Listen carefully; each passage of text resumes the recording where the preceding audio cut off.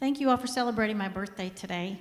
And I understand there's going to be parties all across the nation tonight in honor of my birthday. But all of that compares to what we're doing with our youth here in the church. And we're very, very grateful for the hospitality that Colonial Heights United Methodist shows to our scouting organization. 387 has a pack and a troop. The pack is the little ones. We have kindergartens through 4th, 5th grade, and then we pass them off to the Boy Scouts. During COVID, unfortunately, the pack folded. There wasn't leadership, we didn't have children, and so there was nothing for a few years here with the little ones. About 4 years ago, we started the pack again with 3 children. The next year, we were very excited. We doubled it to 6. And 4 years later, we now have about 20 kids in our pack. They're very excited. We're kind of a non-traditional. We are boys and girls, and we all meet all age groups at one time. And the kids are learning a lot of things. We have a lot of special needs kids, a lot of low-income kids that we're servicing.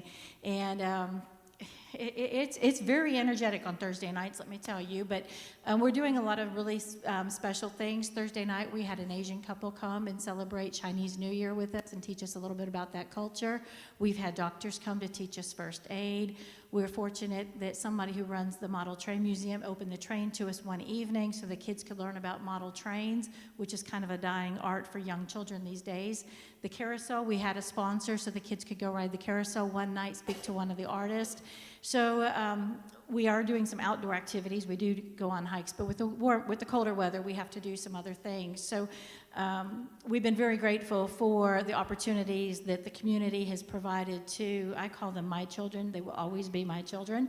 And the one thing that I want you all to know is next Saturday at 1 o'clock in the Ministry Center, we're having our Pinewood Derby. It's the first Pinewood Derby that PAC 387 has had to have by themselves in 7 years. We've been so small, we've partnered with other units in the community, but this year we get to bring out that brand new track that was purchased about 10 years ago and set it up in the Ministry Center. So if ever you were a scout and you had a Pinewood car, come next Saturday and race it. It's fun, it's great to dust off those old cars and see how you do, but we don't compete for first, second, and third. We compete for letting kids be involved with their parents. We give an award for the car most likely done by a scout. We don't want the kid to first see their car when they pull it out to race it that day. So we try to teach confidence with the kids, but we really want the parent involvement and engagement. And if you have any kind of skill set or trade or anything you would like to share or pass off, you are welcome on any Thursday night to reach out and say, hey, I'd like to teach them about whatever. The kids were very excited. We were at the Blake yesterday, and one of the kids said, it's been so cool scouting this year. We had the mayor, we've had a doctor, and we've had the police dog. So it doesn't take much to get the kids excited. So if you have a skill you would like to share, we welcome you to do that. But we are very, very grateful just to have Colonial Heights United Methodist supporting us, supporting our ministry for the kids. And I will turn it over to Polk. Thanks, Julie. Happy birthday to Julie.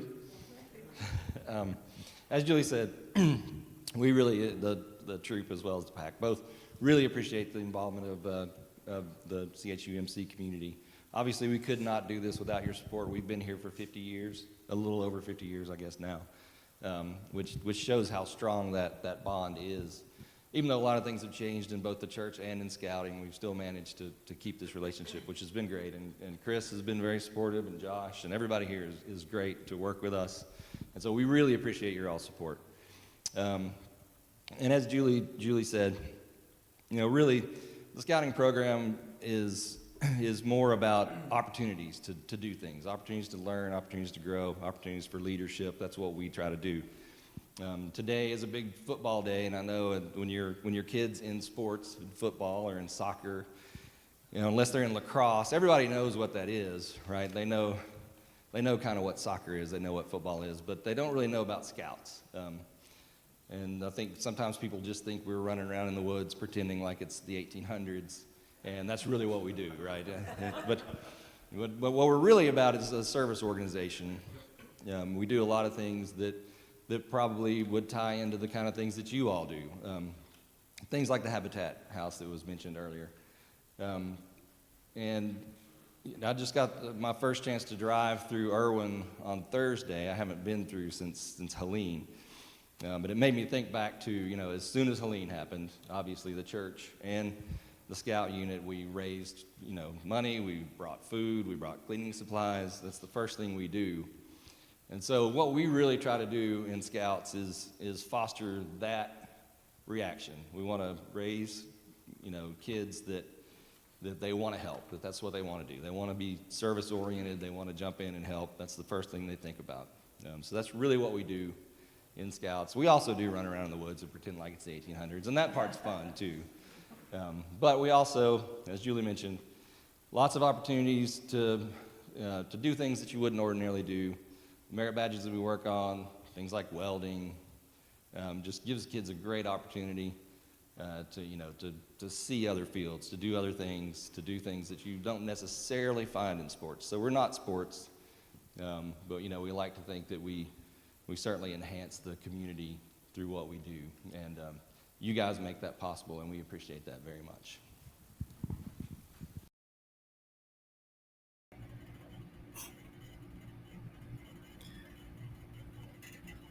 A reading from Luke chapter 6, verse 17 through 26 this morning. He came down and stood with them and stood on a level place with a great crowd of his disciples and a great multitude of people from all Judea, Jerusalem, and the coast of Tyre and Sidon. They had come to hear him and to be healed of their diseases. And those who were troubled with unclean spirits were cured. And all in the crowd were trying to touch him, for power came out from him and healed all of them. Then he looked up at his disciples and said, "Blessed are you who are poor, for yours is the kingdom of God. Blessed are you who are hungry now, for you will be filled. Blessed are you who weep now, for you will laugh. Blessed are you when people hate you and when they exclude you, revile you, and defame you on account of the Son of Man. Rejoice in that day and leap for joy, for surely your reward is great in heaven, for that is what their ancestors did to the prophets. But woe to you who are rich, for you have received your consolation. Woe to you who are full now, for you will be hungry. Woe to you who are laughing now, for you will mourn and weep. Woe to you when all speak well of you, for that is what their ancestors did to the prophets."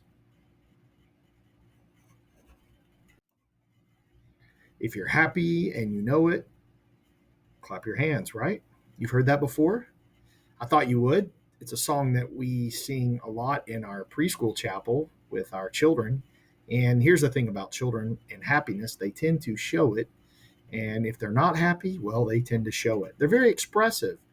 But as we grow older, we start to figure out ways to mask our feelings. We may put on a happy face, but deep down, we might be hurting and we might have pain and there might be sadness. But we all want happiness in our lives. We want to be happy. And some of us in this world will do whatever it takes to get that. We'll try to manufacture it, and we'll even invest in things that are maybe not good for our happiness. But the first psalm in our Bible is actually a really good passage to reflect when we talk about happiness.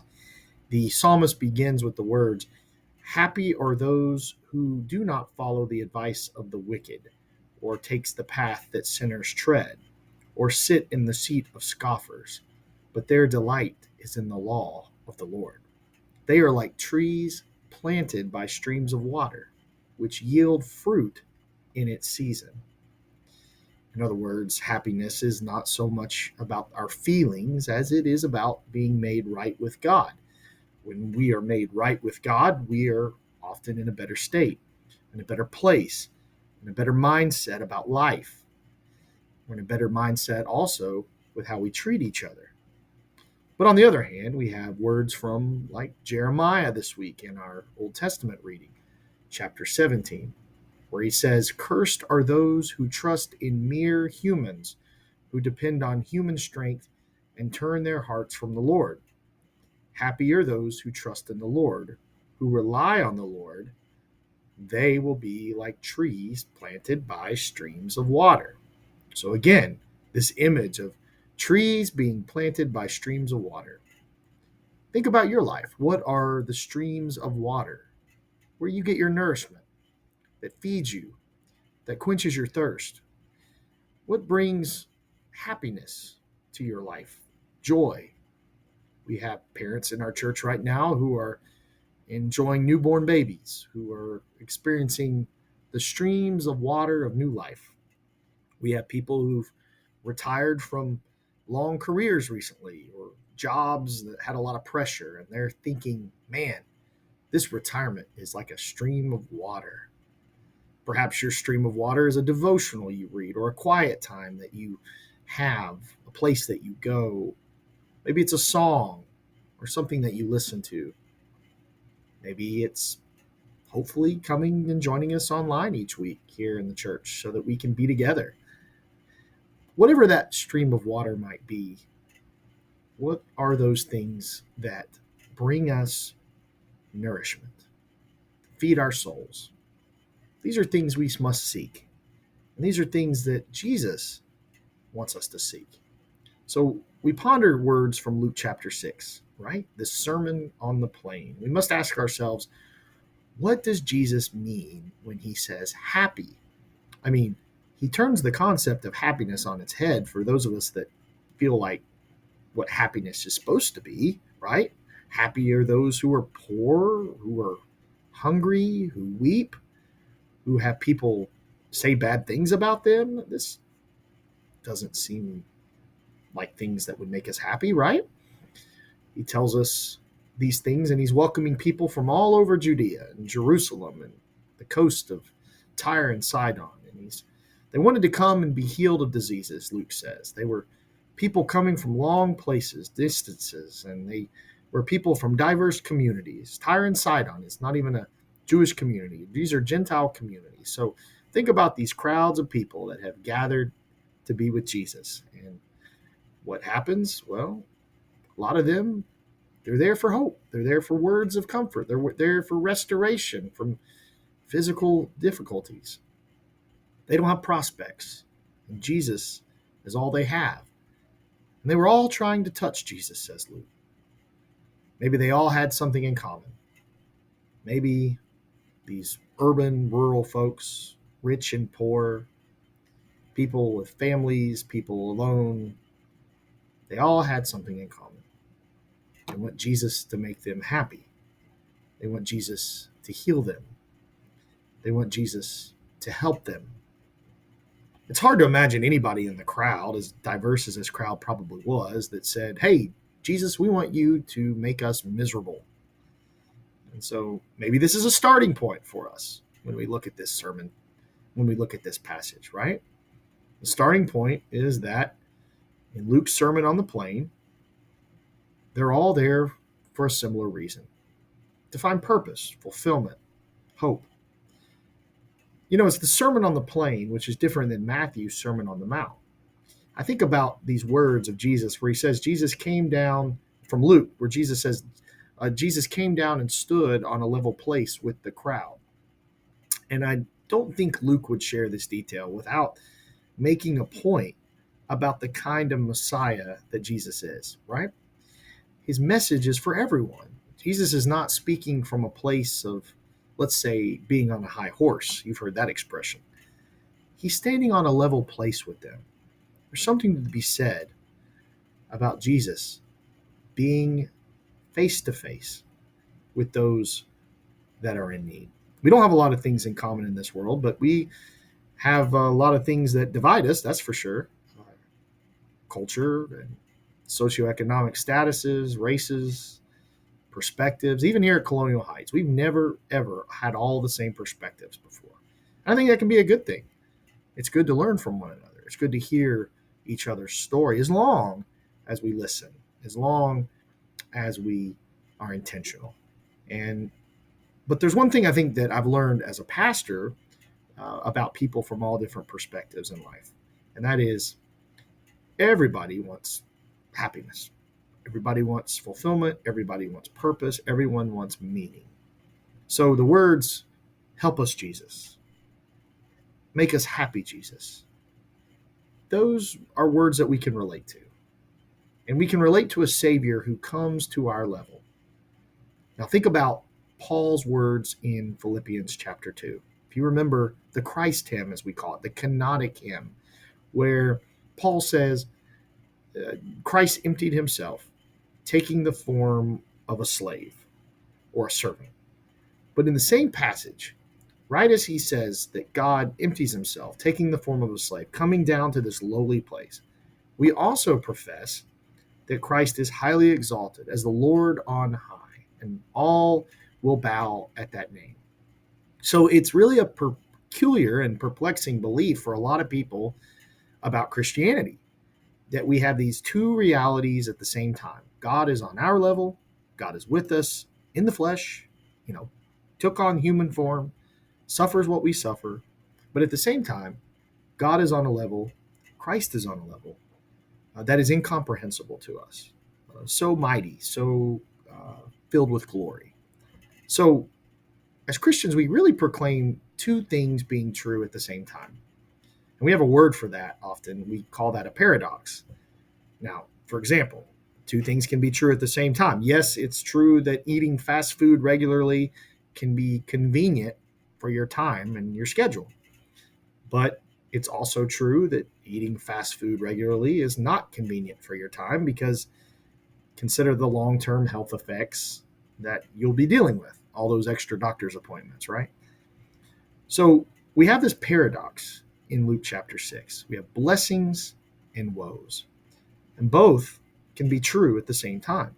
Four blessings. Blessed are you who are poor. Blessed are you who are hungry now.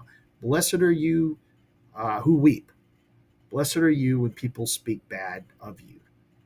And then these four parallel woes, right? A list of how terrible. When I hear the word woe, I think of how terrible. How terrible it is for you who are rich. How terrible it is for you who have plenty now. Those of you who laugh now. How terrible it is for those who speak well of you. We think to ourselves, what do we make of these two parallel truths? You may recall a similar sermon we talked about it earlier, Sermon on the Mount in Matthew, which is 3 chapters long, chapter 5, 6, and 7 of Matthew. You can read all about it. And it begins in a very similar way to this Sermon on the Plain, we'll call it. And it begins with these blessings, but Beatitudes is what they're called in Matthew. The word for blessing, makarios, is used in that sermon and in Luke. While it's often translated as happy or blessing, it really, the best translation is, oh, how fortunate, oh, how truly well off. Okay, so what Jesus is saying in his sermons that begins with blessings is, oh, you who are poor, how truly well off you are. Oh, those of you who are hungry or weeping, how fortunate, how well off you are.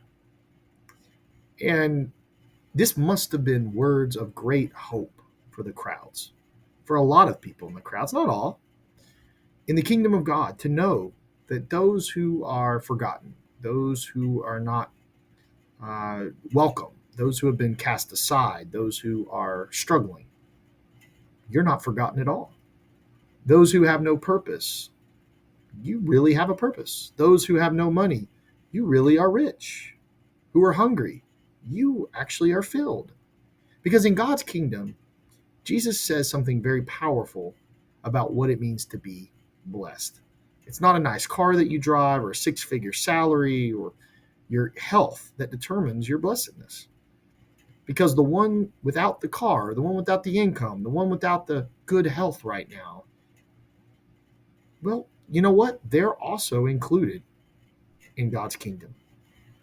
They're not forgotten. They're not ignored. And Jesus is on a level place with them.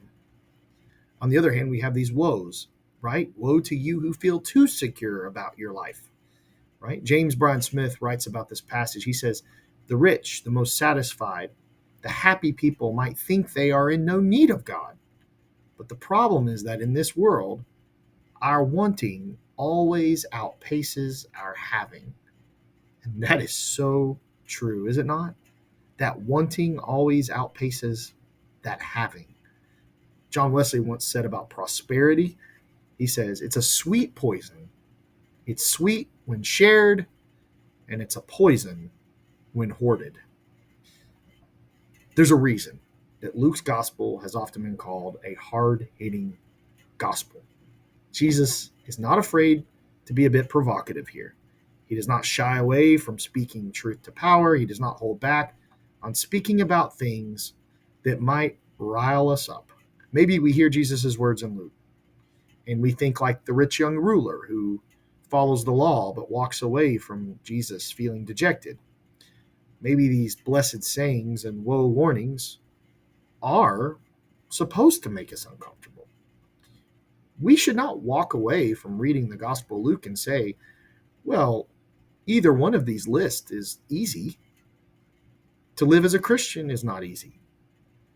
But the Luke version does make it clear that Jesus not only came to earth to teach us, but to be right there with us, on our level, in poverty, in our weeping, in our suffering, in our hunger.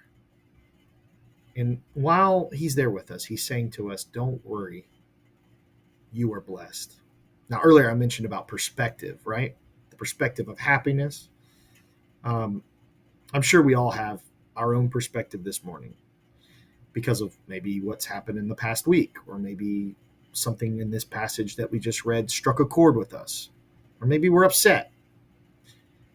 I hope one such perspective that we all have when we read Luke chapter 6 is that it is okay to live and struggle within the tension of these two realities of Luke chapter 6. Reminds me of a story of a Colorado man who moved to Texas and built a house. And he had a big, large picture window on his ranch so he could view all these miles and miles of rangeland. He said the only problem is there's nothing to see here. About the same time, a man from Texas moved to Colorado, built a large house with the picture window overlooking the Rockies. He said the only problem is I can't see anything. The mountains are in the way. People have a way of missing what is right in front of them. That's true about any perspective. That's true about anything we do as Christians and as we navigate the world. When it comes to Jesus' words from Luke this morning, what is it that you and I might look past, right? When we hear these words, when we hear them in the context of our lives right now, when we hear them in the context of our neighbors' lives right now, what are we missing? What can we not see? Let's think about those words this week. Would you pray with me? Oh God, we are often challenged by the scriptures and by the ways you speak to us and what it is you speak to us.